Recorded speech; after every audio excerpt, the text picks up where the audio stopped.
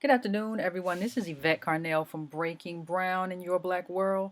And if you have been following the news this week, if you have been following Breaking Brown this week, or if you have been following anyone else in black media this week, hopefully you are already aware of the shitstorm that is surrounding our boy Reverend Al Sharpton. Now, you know, if you followed anything that I've said, anything that I've written, that insofar as I go, Al Sharpton is just a street preacher who's kind of gotten on and is kind of manipulating the black community and who serves as like the pit bull for the White House right now. But what I really want to break down right now is this $20 billion allegation against Al Sharpton by Byron Allen and other black owned media people who are saying that basically, Al Sharpton got on for cheap for what Byron Allen describes as a chicken dinner. Al Sharpton got on for a chicken dinner payoff and boxed everyone else out. Now, what I really want to break down, like I really want to break this down and really go into why this is so important. Like we really have to understand why these allegations are so important. And let me just throw something out first of all. It doesn't matter what you think about Byron Allen. I don't know anything about the guy's politics. I'll just assume that given what he does, given that he's worth about $200 to $300 million, that the guy is pretty well off. He's a capitalist. He gave an interview with the Daily Caller. He's probably a conservative. I don't know. I can't call it.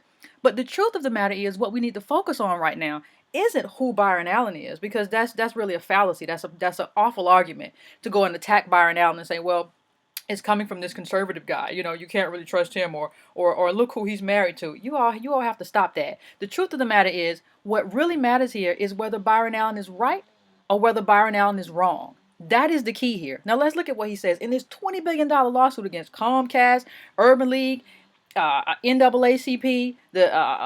It's against Al Sharpton. What he's saying is that these organizations have taken payoffs. And when you look at Sharpton, let's go all the way back.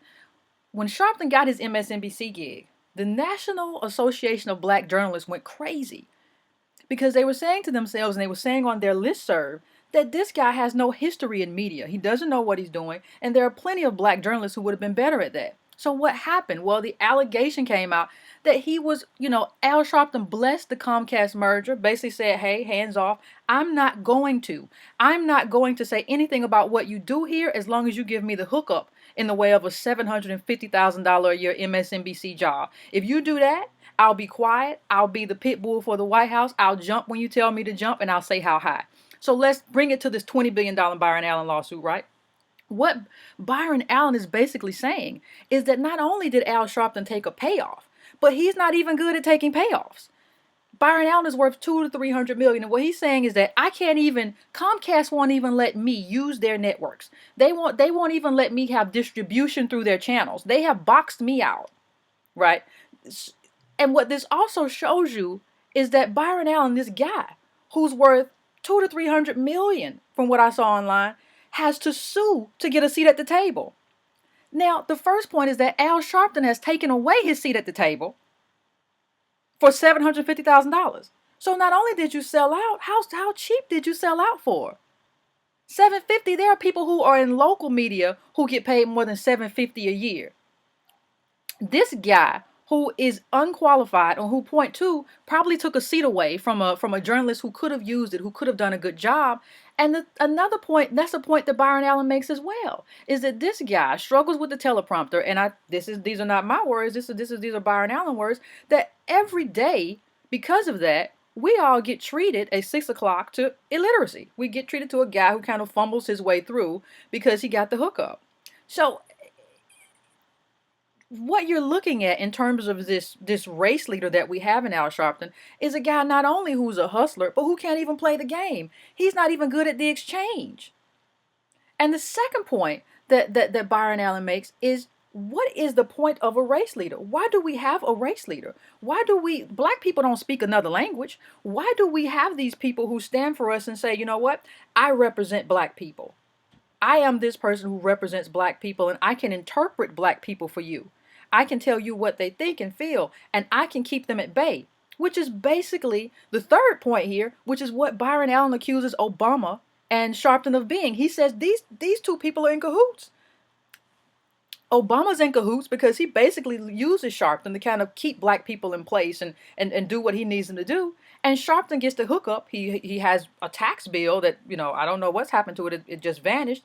He has a nice job. He has a nice gig. He gets hookups from AT&T. He gets hookups from Comcast for a little or nothing. And that's what happens. So I think, this whole thing brings into account the necessity of having a race leader, because once you have a race leader in place, that person can sell you out. That's just the nature of having a person who is supposed to speak for the black race. And that's what comes down in this lawsuit. That's what you get from this Byron Allen lawsuit. This dude says basically that Comcast pays businesses that work on his network like $11 billion. White corporations, $11 billion that do business with Comcast and distribute through Comcast on their platform. Only $3 million goes to black-owned media. $3 million. Now, this is happening while Al Sharpton is there. This is a travesty. This is only a small fraction of what is paid. But what is Al Sharpton doing about it? And you have to ask yourself, why isn't Al Sharpton doing anything about it? If this were another company that he wasn't getting paid by, Al Sharpton would be on the street screaming like he was crazy. But because he's getting the hookup for a little, as Byron Allen says, a little chicken dinner payout, he's good. He's fine because he's getting the hookup. This has never been about black people. This has never been about the welfare of black people where Al Sharpton is concerned. This is about Al Sharpton. This is about Al Sharpton being able to live out in wherever he lives with the Trader Joe's in the basement in Manhattan or wherever and go smoke cigars with people who work on Wall Street. This is what this is about. It's never been about you. And that's why he hasn't taken a stand against Comcast for basically blocking out black-owned media. And this is very important to me and people like me because I own a black media platform. I work for a black media platform. So I have to ask myself, what are people like Sharpton, what are they really doing? And what does it really say about this mantra of pulling yourself up by your bootstraps? If Byron Allen, a black guy who's worth $200 to $300 million, has to sue Comcast to get a seat at the table, this guy's worth millions and he still can't get a seat at the table without filing a lawsuit. So I think in terms of the breakdown, we have to question four things, really. We have to question having racial spokespeople in the first place. What's the necessity of that? There's no white racial spokesperson. Why do we need one? I think you have to also question, even if you're going to have a racial or even if you're going to pick someone to speak for your community, you have to get someone who knows how to play the political game. You can't get someone who has no resume, who came up as a pseudo activist in New York, as a sort of street preacher without a church. That doesn't bespeak a serious community. You're not a serious person. We're not a serious people if those are the people we choose to do our bidding. And I think it does call into context what I just said in terms of the do for self. In terms of, this guy, he's worth all this money. He's just, he's a hero to entrepreneurs, I'm sure. But look at him. Now he's just saying, white people won't let me in. So all of these things come into account when we're thinking about Al Sharpton and why it's necessary to not only let him go, to not only say, hey, Al Sharpton, as far as I'm concerned, he never should have had a time, but your time is up. And it's time for you to walk away. And when we get rid of Al Sharpton, the question then becomes, when we get rid of these race explainers who are going to go by the wayside because they were really only there to prop up Obama. These networks really didn't want them. When we get rid of these people, the question is, what happens next? What do we do next? Where do we go from here? So I think those are questions that we should consider going forward. And I think we should come up with some serious answers to those questions. And that is my breakdown for today. And I want you to think about that, and I want you to talk to me about that. Facebook me at Yvette DC on Twitter, breakingbrown.com.